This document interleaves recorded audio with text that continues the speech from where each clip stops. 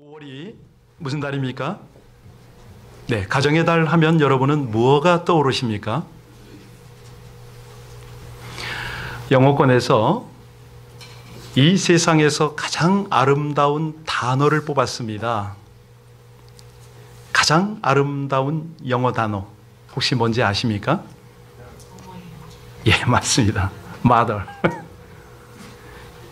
그래서 이번에는 2위 되는 단어를 뽑았습니다. 2위가 뭘까요? 예, Father. 그랬으면 좋겠는데 아니고 패션이었습니다. 열정. 그러면 3위는 뭘까요? 예, 3위는 스마일이었습니다. 웃는다. 이렇게 함께 가니에요. 4위는 뭘까요? 역시 아버지는 아니었습니다. 러브, 사랑이었습니다. 가정의 달을 생각하면서 우리 하나님께서 이 가정들을 어떻게 보실까? 여러분, 영어로 집을 뭐라 그러죠? 하우스는 있는데 홈은 없다. 이해하시겠어요? 21세기가 지금 첨단의 시대입니다. 과학도 그렇고 정보도 그렇고 정말 대단한 세월을 우리가 살고 있는데요. 5년, 10년 전에 비하면 비교가 되지 않을 정도의 발전입니다. 편한 세상입니다. 그런데 여러분, 이 편한 세상에서 행복하십니까? 아니, 이상하게도 점점 더 불행해지고 있다? 이런 느낌 안 들까요? 왜? 하우스는 점점 좋아지는데 홈은 점점 더 불행해지는가? 왜 그럴까요? 행복의 기초 단위, 곧 가정이 깨어지기 때문에 그렇습니다. 가정이 불행하니까. 여러분, 또 하나 질문합니다. 가정은 누가 만드셨습니까? 잘 아시네요. 우리 하나님께서 가정을 만드시는 배경을 잘 아시죠? 천지 만물을 아름답게 만드셨습니다. 그리고 나서 에덴 동산을 잘 가꾸어 주시고요. 에덴 동산에 살 수 있도록 누굴 지었어요? 그런데 아담이 홀로 독처하는 것을 보고 좋지 않으셨습니다. 그래서 또 하나 짝을 이루었으니 그가 하와입니다. 비로소 하와와 아담이 사는 모습을 보고 보시기에 심히 좋았더라. 우리 하나님이요, 천하 우주 만물 다 지으시고 에덴 동산 지으신 것만으로 만족하지 않으십니다. 왜냐하면 외로우니까, 행복이 필요하니까. 그래서 그들이 동거하도록 집을 허락하신 거죠. 가족을 허락하시고 가정을 세우셨습니다. 다시 말씀드립니다. 이 가정의 아버지는 누구다? 그렇습니다. 왜 여러분이 너무 잘하는 걸 자꾸 묻냐고요? 성경이니까. 제대로 아셔야 되니까. 하나님 아버지를 모시고 아담과 하와 부부가 에덴 낙원에서 보금자리를 폈다. 이것이 가정의 시작입니다. 자, 그러면 행복이 오래 가야 되죠. 그죠? 오래 갔습니까? 안 갔습니다. 왜요? 마귀의 꿰매 빠져서 하나님께 불순종하고 우리 하나님을 반역했기 때문이죠. 그 결과가 뭡니까? 아담이 하나님을 피해서 숨습니다. 한 걸음 더 나가서 아담은 하와를 원망했습니다. 그랬더니 하와는요, 뱀을 원망했습니다. 뭐예요? 서로 원망하고 불신하고 이제 상처투성이가 됩니다. 결국은 에덴 동산에서 쫓겨났습니다. 그랬더니요, 이게 회복이 돼야 되는데 얼마 안 가서 무슨 일이 벌어집니까? 가족 분쟁이 일어납니다. 형제 간에 살인을 했습니다. 불행의 나락에 떨어졌습니다. 장남 가인이 동생 아벨을 돌로 쳐 죽이는 비극이 가정에서 일어났기 때문이죠.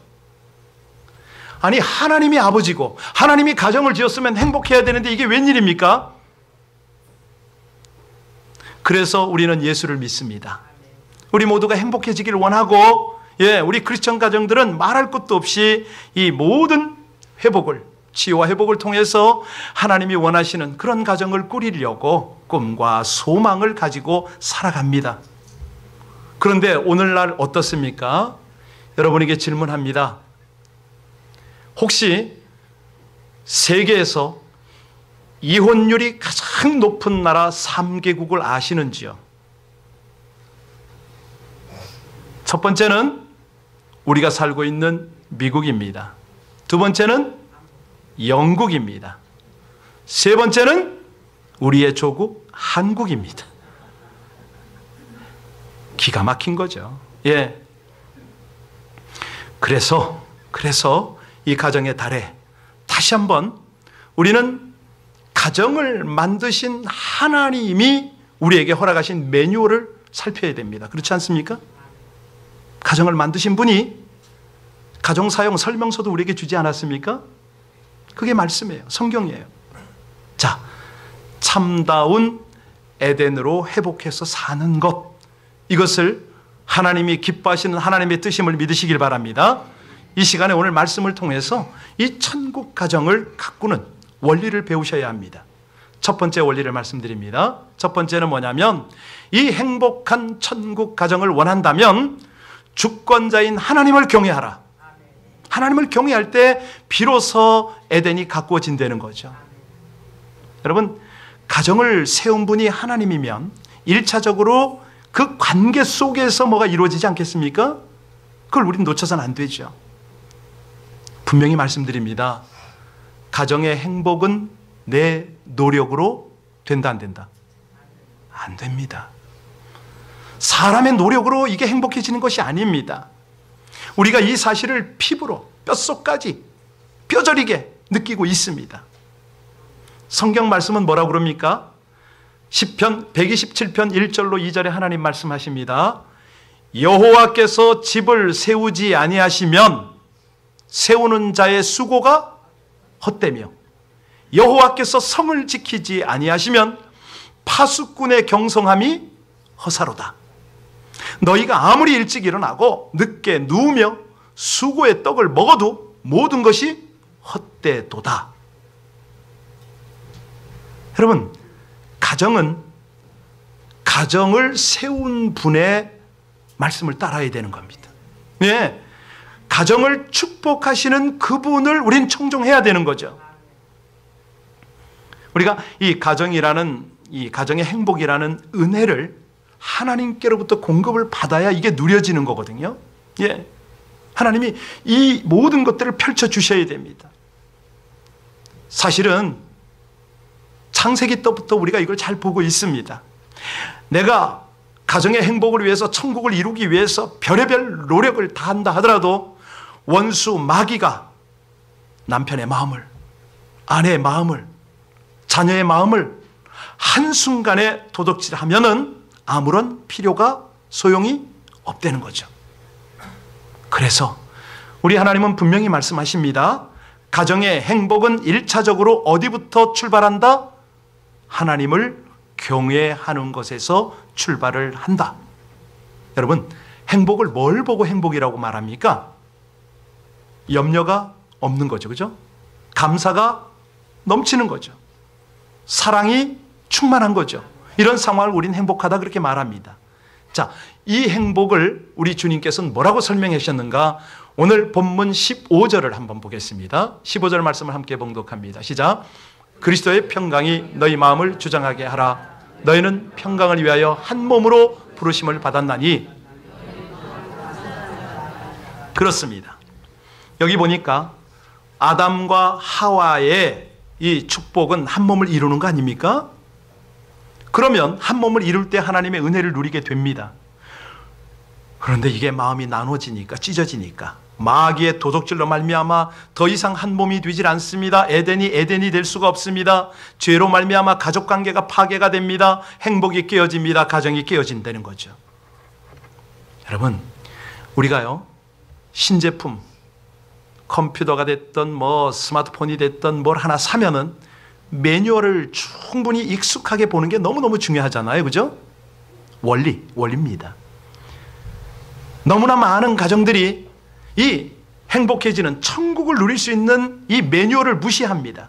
아니, 모릅니다. 읽으려고 하질 않습니다. 따르려고 하질 않습니다. 그랬더니 이게 한 번만 엉켜버리면은 이 고장이 나는 거죠. 깨지는 거죠. 성경에 축복장이라고 하면은 어디죠?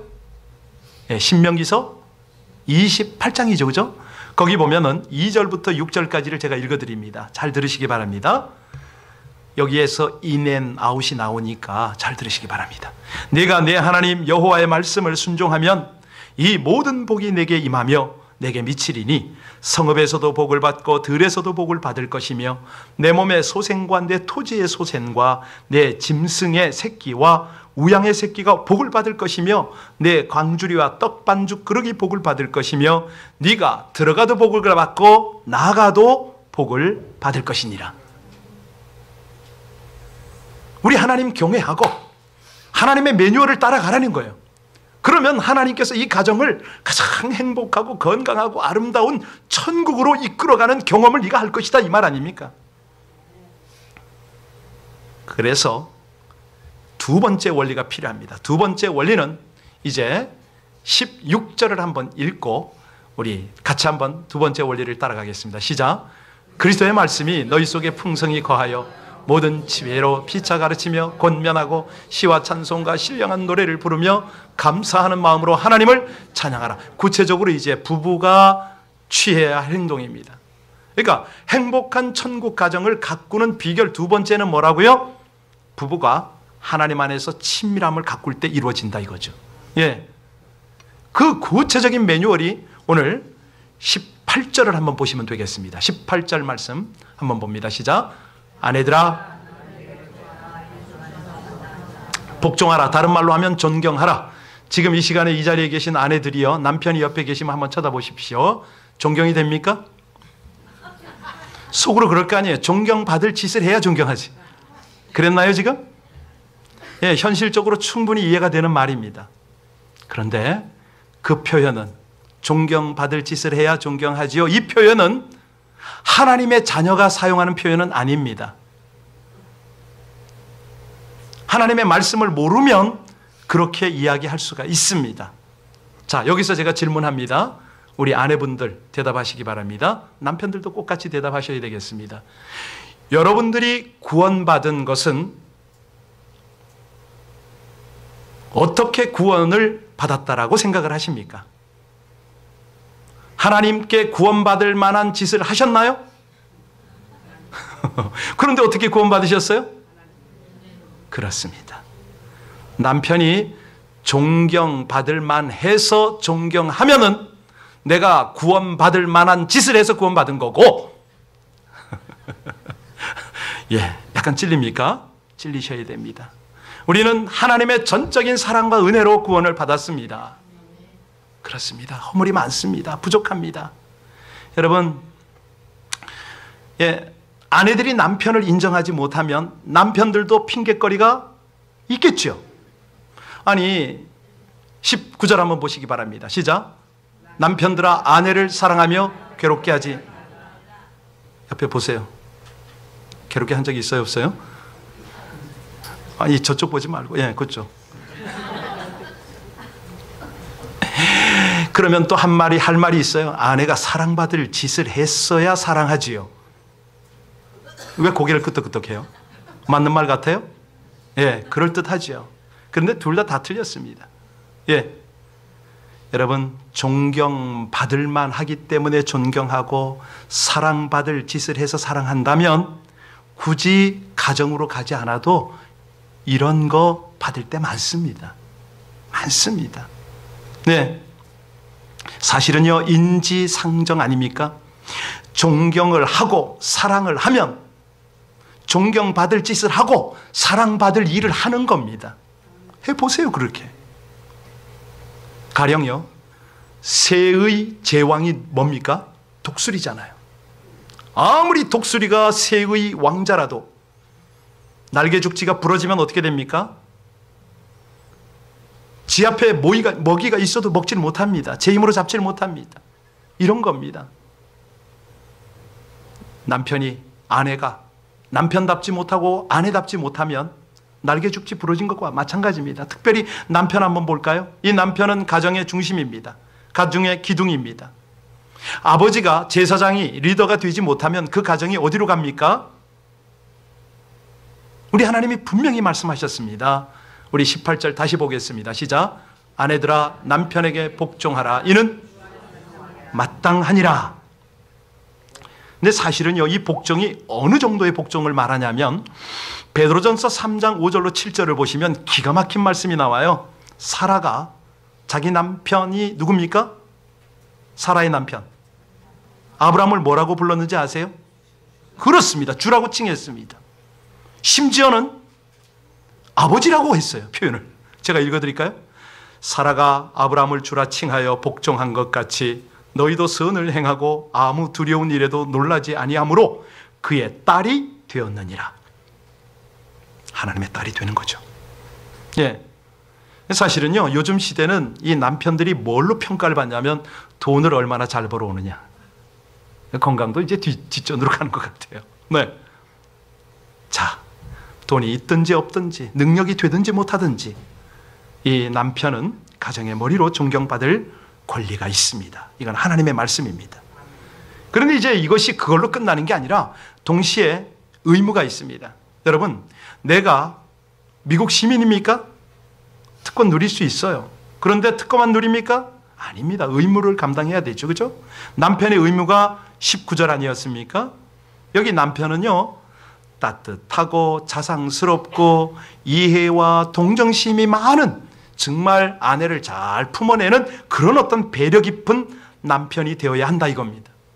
근데 어린 남편들이 있잖아요. 왜? 자기만 챙겨달라고 그러고 먹을 거를 챙겨도 자기만 먹고 끝. 뭐 이런 사람이 있잖아요. 그죠? 아주 이기주의. 자기만 즐거우면 돼. 자기 입안 쾌락을 찾아. 예. 여러분, 베드로전서 3장 7절에 말씀하십니다. 남편 된 자들아, 이와 같이 지식을 따라 너희 아내와 동거하고 저는 더 연약한 그릇이요 또 생명의 은혜를 유업으로 함께 받을 자로 알아 귀히 여기라. 우리 남편들만 대답하시겠습니다. 아내를 어떻게 여기라? 예, 그렇습니다. 귀히 여기라. 왜냐하면 이는 너희의 기도가 막히지 않게 하려 함이라. 아내를 함부로 대하는데 기도가 된다고요? 기도가 연락이 된다고요? 아닙니다.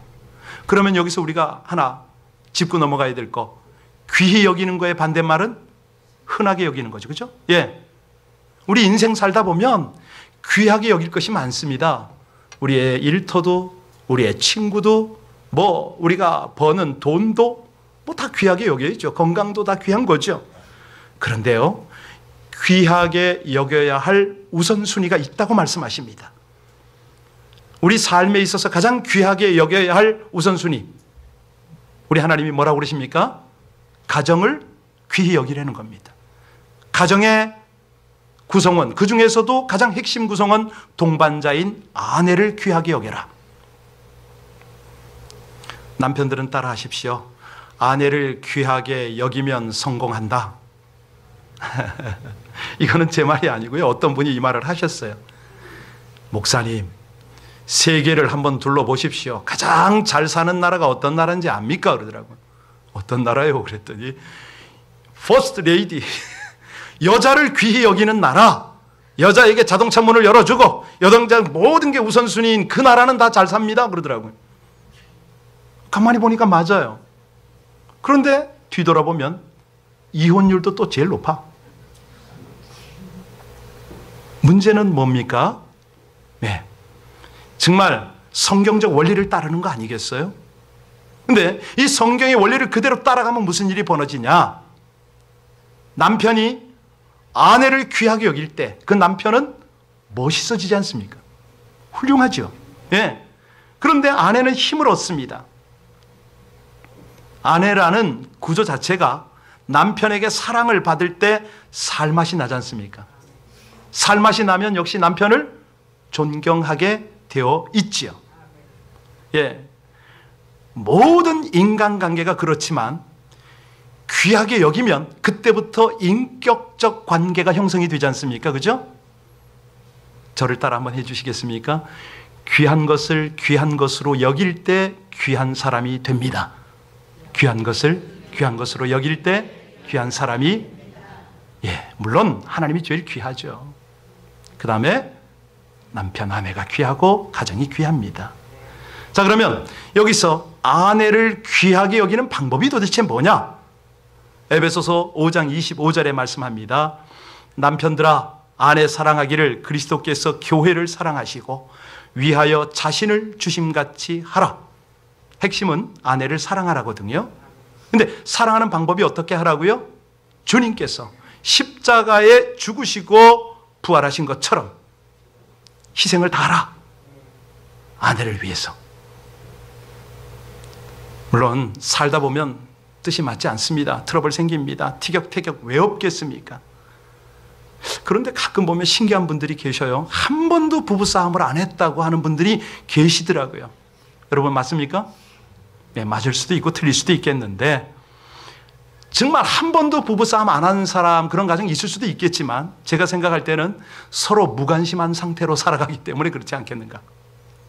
더러는 거짓말로 그럴 수도 있을 것이다, 이런 생각해 봅니다.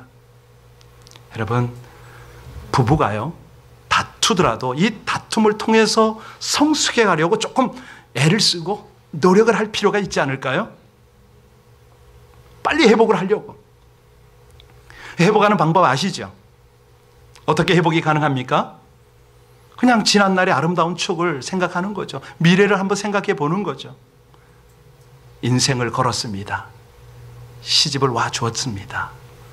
힘껏 도와주고 있습니다.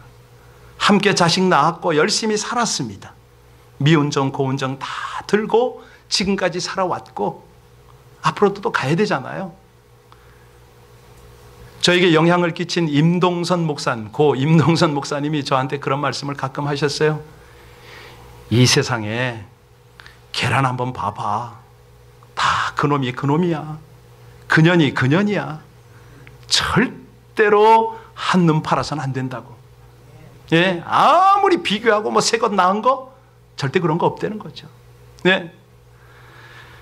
여러분, 모든 남편들이요 아내를 사랑하시길 바랍니다. 아내들은 남편을 존중하시길 바랍니다. 이 자리에 서 있어서 설교를 하는 김대준 형제요, 그대도 아내 사랑하기를 주님의 이름으로 축원합니다. 아멘.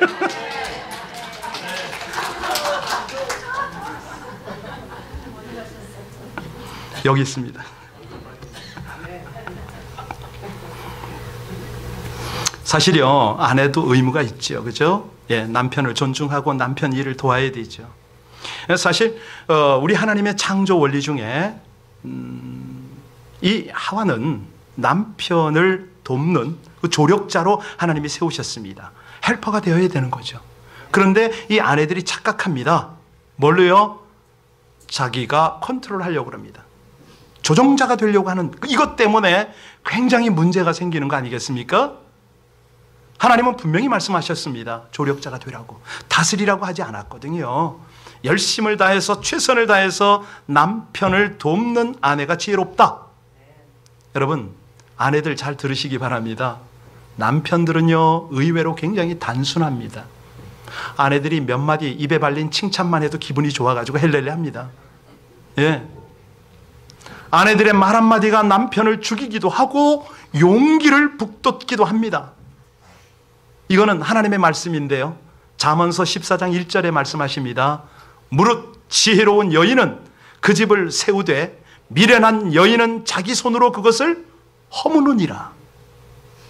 집을 세우는 여인이 있는가 하면 자기 손으로 그 집을 다 허무는 그런 여인도 있다는 거예요. 그래서 이거를 실감을 못하는 여인들을 향하여 하나님이 한 번 더 말씀하십니다. 잠언 31장 30절입니다. 고운 것도 거짓되고 아름다운 것도 헛되나 오직 여호와를 경외하는 여자는 칭찬을 받을 것이다. 여러분, 우리 형제들 마찬가지로 들으셔야 됩니다. 여자들이 인물이 곱고 몸매가 잘 생겼다. 관심 있으세요? 보통 보면은 이제 이 드라마나 뭐 이런 뭐 공연장에 그런 여인들이 많잖아요. 어느 공연장의 이야기입니다. 공연 시간이 다 됐어요. 여배우가 빨리 와야 됩니다. 그런데 이 여배우가 늦게 도착한 거죠. 트래픽 때문에. 헐레벌떡 분장실로 뛰어들어갔습니다. 그때 PD가 이 여자를 보고 거울에 가서 앉았는데 거울 앞에 앉아서 이제 화장을 시작한 거예요. 뭐라고 그러냐면 PD가 뭐라고 그러냐면 이봐, 오늘 주연 여배우 왜 이렇게 안 오는 거야? 주연 여배우가 지금 와서 화장대 앞에서 화장하고 있는데 PD가 그랬다니까요. 무슨 얘기인지 알아들으셨어요? 여자가 아무리 고와봤자입니다. 쌩얼하고 화장하고 다르답니다. 나이 들면 더 달라진다는 거예요. 예, PD가요 화장하지 않은 이 여배우의 얼굴을 못 알아봤어요. 하나님이 이미 말씀하셨잖아요. 고운 것도 헛되고 아름다운 것도 다 사라지지만 오직 뭐만 있어요? 여호와를 경외하고 주를 섬기듯이 가정을 돌보는 현숙한 여인의 아름다움은 영영하리라. 이거거든요. 이거 세월이 흐를수록 귀해집니다. 더 가치 있어집니다. 누가요? 여호와를 섬기고 그 가정을 잘 꾸려가는 현숙한 여인이요. 부부는 그렇게 살으랍니다. 세 번째가 있습니다. 세 번째는 뭐냐면 오늘 20절인데요. 이제 자녀들이 다 같이 읽어야 할 구절입니다. 20절 같이 읽습니다. 시작. 자녀들아 모든 일에 부모에게 순종하라. 이는 주 안에서 기쁘게 하는 것이니라. 효도를 말씀합니다. 우리 주님이 이제 이 부분에 굉장히 관심이 많으셨죠. 특별히 구약에서 하나님은 엄중하게 자녀들에게 경고하셨습니다. 우리 부모가 계신 분들만 저를 집중하시기 바랍니다. 구약시대 때 부모에게 불효하는 자식이 있었다. 그러면 이 자식을 어떻게 다뤘는지 아세요? 예, 따라서 하십시오. 돌로 쳐 죽이라고 하셨습니다. 자식들 없어요 여기? 부모가 있는 자식들 다 같이 따라서 하십시오. 돌로 쳐 죽어야 마땅합니다. 이게 구약이었습니다. 예수님이 오셨으니 망정이지 정말 여기 살아남을 사람 거의 없습니다. 저부터. 왜냐하면 부모님은 하나님을 대리하는 분이기 때문에 그렇습니다. 부모를 공경 못하는 사람이 어찌 하나님을 경외한다고 합니까? 이건 아니거든요. 부모의 마음이 어떤 마음이냐면 하나님 말씀하십니다. 악한 자라도 자식에게 좋은 것을 줄 줄 알거든 하늘에 계신 너희 천부께서 구하는 자에게 좋은 것을 주시지 않겠느냐?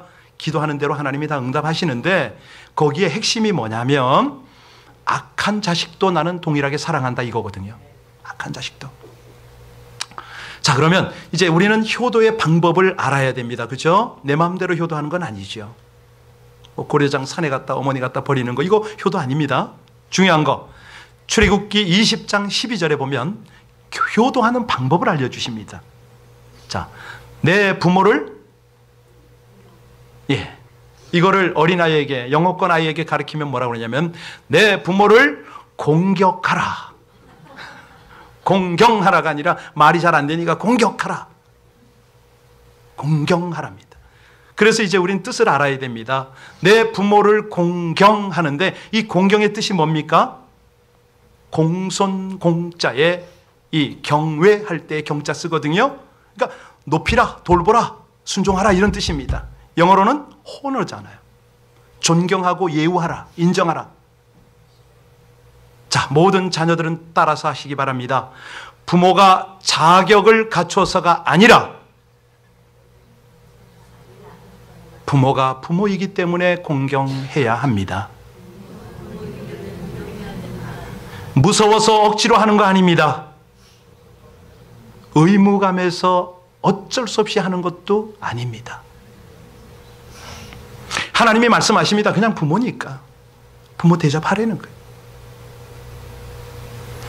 자, 그러면 구체적으로 어떻게 예우를 해야 되는 거냐? 세 가지가 있거든요. 세 가지.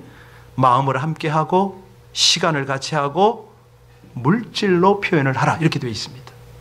요거요 어려운 것 같지만 아주 쉽습니다. 하나님을 섬길 때 이렇게 해야 되는 거거든요.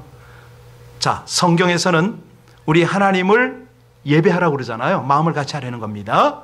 또 마음을 드릴 뿐만 아니라 하나님 앞에 정성, 시간을 드립니다. 시간. 하나님과 친밀하게 교제하려는 거죠. 말씀을 통해서, 기도를 통해서, 예배의 자리에서. 그리고 무엇보다도 하나님께 감사한 것을 헌신으로 표현하라. 이게 이제 부모님하고도 연결이 그대로 됩니다. 하나님 앞에 마음을 드리는 것처럼 부모님께 마음을 쏟고, 하나님께 시간을 드리는 것처럼 부모님께도 시간을 드리고, 하나님께 물질이나 봉사로 헌신하는 것처럼 부모님께도 그런 것들을 표현. 우리가요, 왜 하나님은 그러면 참 당신이 모든 만물의 주인인데 뭘 그렇게 굳이 이렇게 우리가 바치는 걸 좋아하실까? 거기에는요, 마음이 있기 때문에, 정성이 있기 때문에. 하나님께 하듯 부모님께 마음 드리고 시간 드리고 물질 드리면 이것이 공경을 하는 방법이다. 내가 인정하겠다는 거 아닙니까? 그런데 이걸로 끝나질 않습니다. 와우. 이렇게 하는데요, 기가 막힌 건 뭐냐면 하나님께서요, 엄청나게 복을 주시는 거예요. 하나님이 기뻐하실 뿐만 아니라 자녀로서 마땅히 행할 것을 행하는데 하나님은 부모 공경했다고 인정하시고 땅을 주시고 건강을 주시고 가정을 축복하셔서 행복하게 한다는 거죠. 이제 마지막으로 자녀들의 입장은 어떤가? 21절 아닙니까? 자, 우리 같이 읽겠습니다. 시작. 아비들아, 너희 자녀를 노엽게 하지 말지니. 네. 천국의 행복한 가정을 이루는 비결. 마지막이요. 아비들아, 너희 자녀를 노엽게 하지 말아라. 낙심할까? 걱정된다, 이 말씀이죠. 여러분, 그 산이나 어디 이렇게 바람 많은 곳에 가면 나무가 굽어진 걸 보시나요? 굽어져서 자라는 나무가 펴질까요? 어렵습니다. 불행한 가정, 부부가 싸우고 부모가 자녀를 하나님의 방법으로 기르지 못하는 이런 가정에서 자란 자녀는 그 인격과 모든 삶이 구부러집니다. 쉽게 펼 수가 없어요.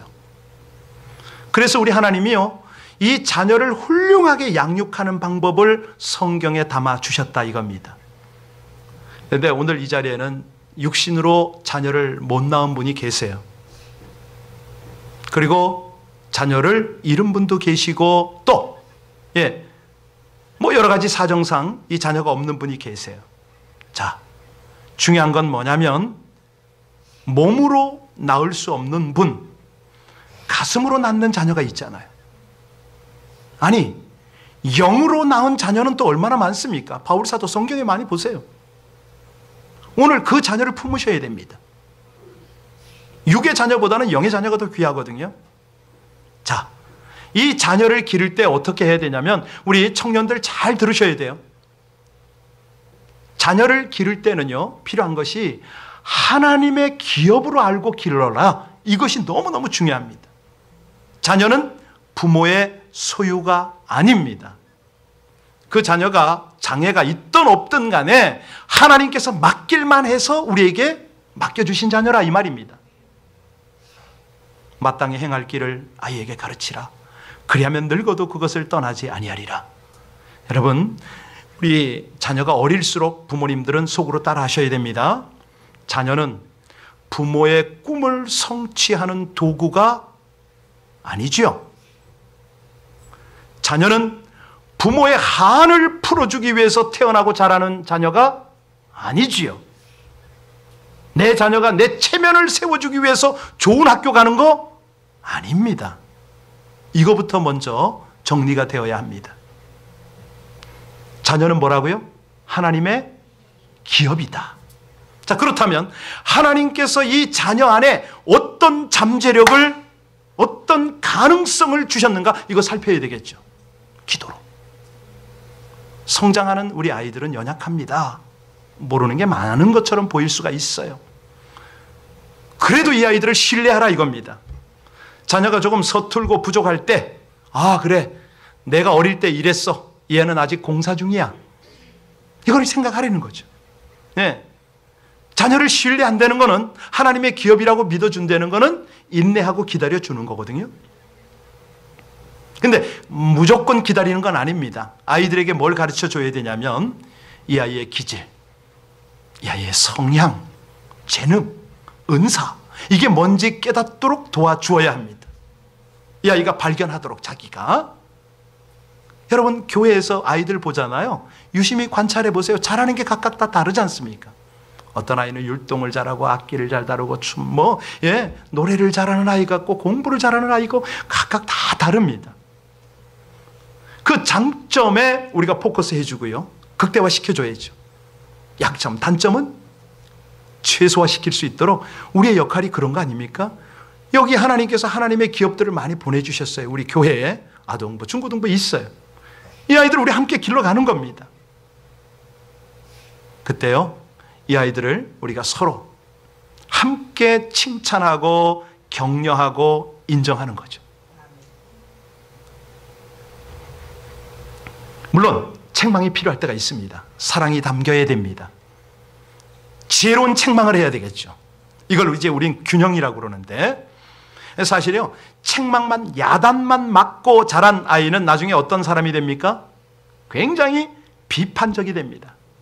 부정적인 사람이 됩니다. 여러분 자세히 보세요. 우리 주변에 어른이 되고도 어린아이가 있어요. 속에 걸핏하면 그냥 판단하고 비판하고 부정적이고 온갖 그냥 긍정이 없어요. 왜 그렇다고요? 하도 어린 시절에 책망만 받고 비교당하고 자라서 그렇습니다. 반면에 칭찬받고 격려받고 인정받고 자란 아이는 어떻게 됩니까? 굉장히 포용력이 있어요. 긍정적입니다. 여유가 있습니다.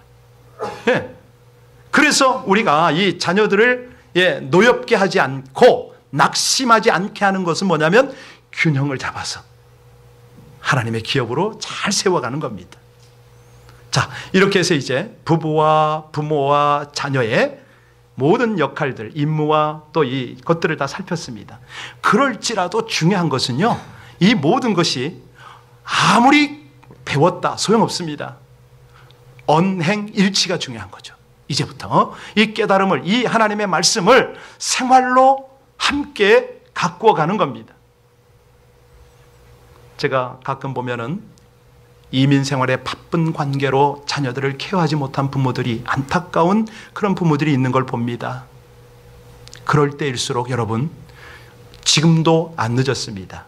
자식이 50, 60, 70이 되어도 안 늦었습니다.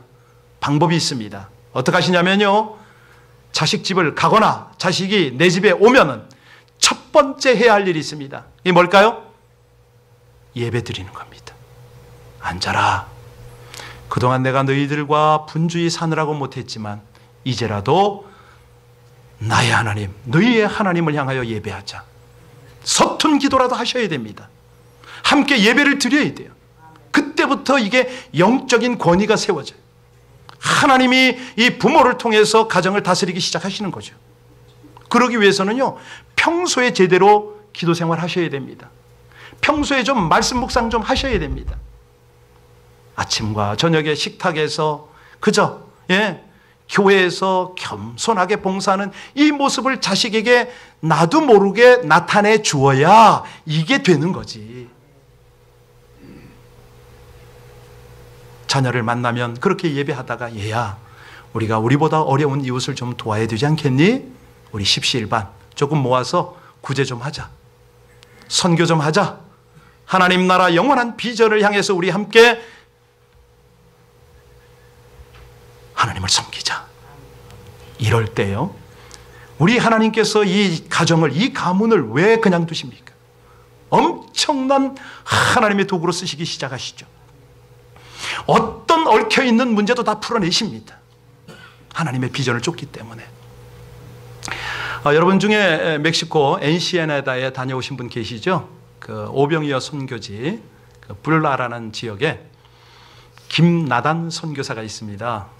아시는 분더러 아실 텐데, 이 선교사님이 싱글입니다. 잘생겼습니다.